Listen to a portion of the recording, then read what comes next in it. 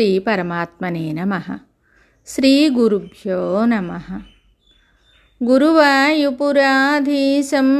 విష్ణుం నారాయణం హరిం వాసుదేవం జగన్నాథం కృష్ణం వందే జగద్గురుం. నారాయణ భట్టాత్రి కృతం శ్రీమన్నారాయణీయము. 1వ దశకము. భగవన్మహిమ. మొదటి శ్లోకము. సాంద్రానందావబోధాత్మకమనుపమితం కాలదేశావధిభ్యాం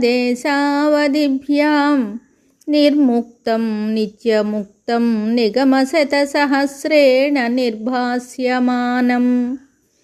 అస్పష్టం దృష్టమాత్రే పునరుపురుషార్థాత్మకం బ్రహ్మతత్వం తత్తావద్భాతి సాక్షాత్ గురుపవనపురే హంతభాగ్యం జనానాం.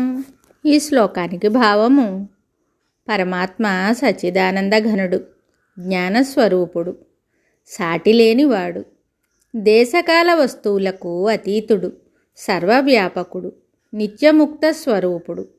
వేదములు సైతము లక్షల కొలది అనువాకముల ద్వారా ఆ దివ్యస్వరూపుని గురించి వివరించుటకు పూనుకొనియు నేతి నేతి అని మాత్రమే చెప్పగలిగినవి కానీ పూర్తిగా వర్ణింపజాలకపోయినవి. యోగులు సైతము చాలా కాలము ఎన్నో శ్రమల కోర్చి సాధన చేసిన తరువాతనే ఆ పరతత్వమును అనుభవించి పరమపురుషార్థమైన మోక్షమును పొందగలరు. ఆ పరబ్రహ్మమే గురువాయూరుపురమునందు సగుణ సాకార రూపమున నారాయణుడై వెలసి ప్రజలకు దర్శనమిస్తున్నాడు. వారి భాగ్యమును ఎంతని కొనియాడగలము? మరి ఒక శ్లోకంతో మళ్ళీ కలుద్దాం. శుభం.